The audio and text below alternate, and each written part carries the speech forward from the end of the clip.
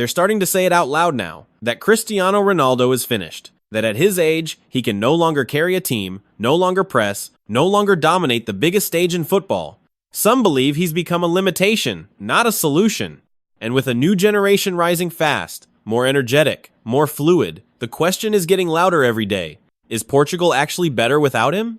It sounds almost impossible to accept. A player who once defined an entire era of football, now being questioned by the very game he helped shape. But this is what happens when time catches up. Football moves on, systems evolve, and even legends are forced to adapt or disappear.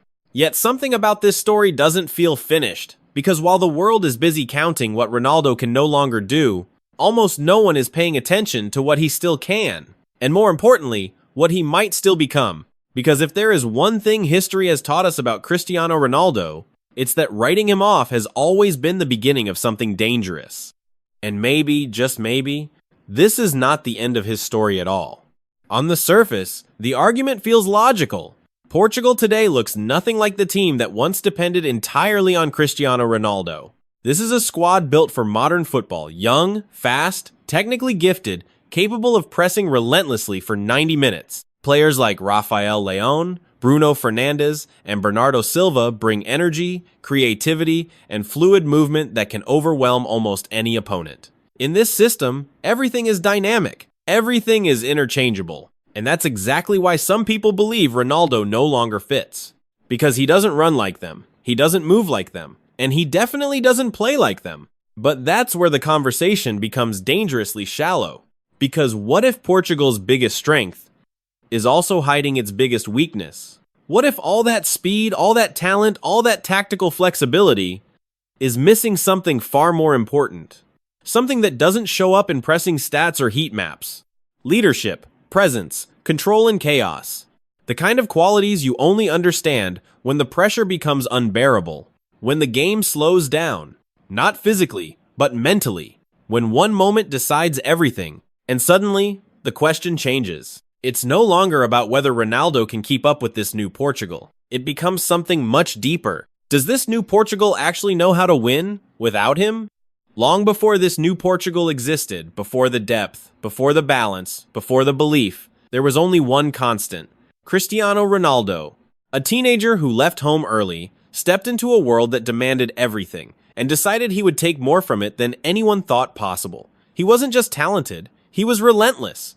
While others relied on natural ability, Ronaldo built himself into something far more dangerous, someone who refused to stay the same. At a time when Portugal didn't have a complete system, didn't have world-class options in every position, didn't have the luxury of depth, they had him. And more often than not, that was enough to compete, to believe, to dream. He carried expectations that would break most players. He played through criticism, through tactical limitations, through moments where the entire weight of a nation rested on his decisions. And slowly, something began to change. Portugal stopped being a team that hoped and started becoming a team that expected. Not because of a perfect structure, not because of superior tactics, but because they had a player who changed the psychological ceiling of what was possible. A player who made big moments feel normal. A player who made winning feel like an obligation, not an accident. This generation of Portuguese talent didn't rise in isolation. They grew up watching him, learning from him, understanding what it takes to survive at the highest level, not just physically, but mentally. So when people talk about moving on from Ronaldo, they're not just talking about replacing a player. They're talking about replacing the foundation that built everything. At his peak, Cristiano Ronaldo wasn't just dominating matches, he was defining them. There was a period when every big night felt incomplete without his presence, when every decisive moment somehow found its way to him. It didn't matter if it was a final, a knockout game, or a must-win situation. Ronaldo turned pressure into something predictable, almost routine.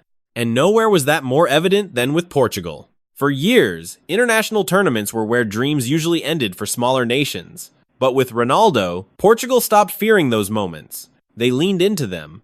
Euro 2016 became the perfect example, not because everything went smoothly, but because it didn't. Injuries, setbacks, doubts, and yet somehow they found a way to win. Even when Ronaldo couldn't stay on the pitch, his presence never left the game. He was still leading, still pushing, still demanding more. That's what peak Ronaldo really was. Not just goals, not just numbers, but influence. The kind that changes how teammates think, how opponents react, how entire games unfold. He didn't just rise to the biggest stage. He made it feel like it belonged to him. And that's why what comes next feels so difficult to accept. Because when someone has controlled the highest level for so long, the idea of that control slipping away creates a question no one is ready to answer. And this is where the story takes a turn that most people don't want to admit. Because for all the history, all the legacy, all the moments that defined an era, there is a growing argument that Portugal might actually function better without Cristiano Ronaldo on the pitch. It sounds wrong. It feels wrong. But when you look at certain matches, certain phases of play, the team does seem faster, more fluid, more unpredictable. The pressing is sharper, the transitions are quicker, the front line rotates freely, without a fixed focal point. Goals come from different directions, different players, different movements that are harder to track. It's the kind of football built for the modern game collective, dynamic, constantly shifting, and in that system, Ronaldo becomes a contradiction. He doesn't press like the others. He doesn't drift into wide spaces the same way. He doesn't participate in the build-up with the same rhythm. And suddenly, the question isn't emotional anymore. It becomes tactical. Is Portugal adapting around Ronaldo, or is Ronaldo holding them back? That's the uncomfortable part. Because if the answer leans even slightly toward the second option, then everything changes. The narrative shifts from loyalty to efficiency, from legacy to performance. But here's the problem. What if removing Ronaldo solves one issue, but creates a much bigger one that no one is prepared for? Because no matter how advanced the system becomes, no matter how fast the players are, there is one opponent that no tactical setup can defeat: time. And for Cristiano Ronaldo, that opponent is no longer abstract. It's visible. It's measurable. It shows in the legs that don't explode the same way, in the runs that are timed differently, in the moments where instinct replaces raw speed. He knows it. Everyone knows it.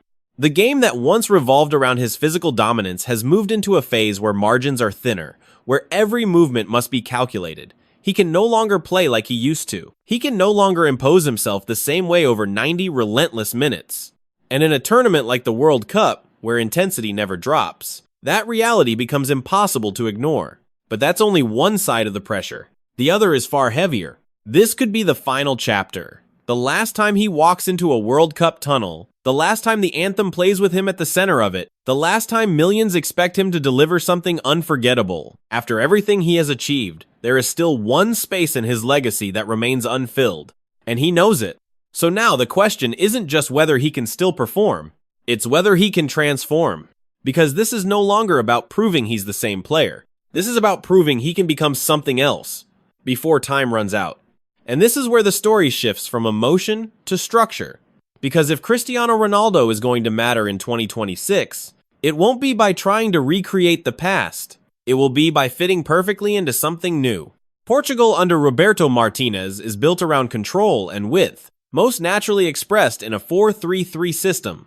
On paper, it's designed for fluidity. The midfield dictates tempo through players like Bruno Fernandes and Bernardo Silva, while wide forwards such as Rafael Leão stretch defenses and isolate defenders in one-on-one situations.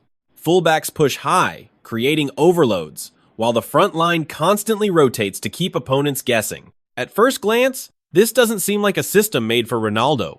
But look closer, and something changes, because every system, no matter how modern, still needs a reference point. A player who occupies defenders, who fixes their attention, who creates gravity inside the box. And that is where Ronaldo's evolution becomes critical. He is no longer the runner. He is the finisher. Not by volume of touches, but by precision of movement. Short, intelligent positioning, subtle adjustments between center backs, moments where he disappears just long enough to reappear exactly where the ball is going to land. Defenders still track him instinctively, still react to his presence, and that reaction creates space. Space for Leão to attack, for Bruno to arrive late, for Bernardo to control the rhythm without pressure. This is the version of Ronaldo that fits. A player who does less, but changes more. Because in a system built on movement, sometimes the most dangerous player is the one who doesn't need to move much at all. And if Portugal understands that balance, then Ronaldo doesn't slow them down. He completes them. At this point, the conversation can't just be about tactics anymore. Because what Cristiano Ronaldo represents goes far beyond systems, roles, or even performances in a single tournament. His career is no longer measured season by season, it's measured across eras. For over 2 decades, he has done something almost impossible in modern football. He has stayed at the top while the game itself kept changing around him. Different leagues, different teammates, different styles of play, and yet the output remained. Goals, assists, decisive moments, year after year, without pause. Numbers that don't just impress, but redefine expectations. But legacy isn't just built on statistics. It's built on moments. On nights where everything is on the line and one player refuses to disappear. On games where pressure becomes unbearable, yet somehow he becomes calmer, more focused, more decisive. That's what separated Ronaldo from everyone else. Not just what he achieved, but how consistently he showed up when it mattered most.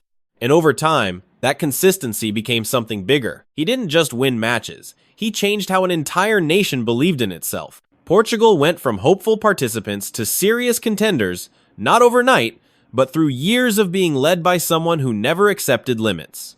That's why, heading into 2026, this isn't simply about adding one more chapter. It's about closing one of the greatest careers the sport has ever seen. And the only thing left to decide is how that ending will be remembered.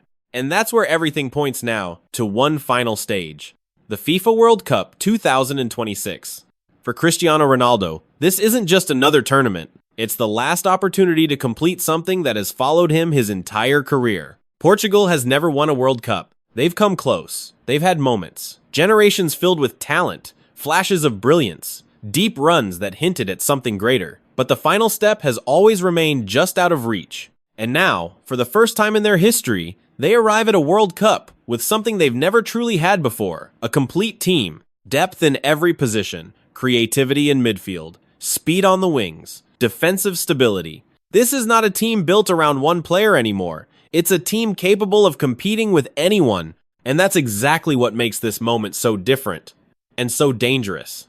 Because history has already shown what happens when everything aligns. The comparisons are impossible to ignore. One legend completed his story by lifting the trophy that once defined his legacy.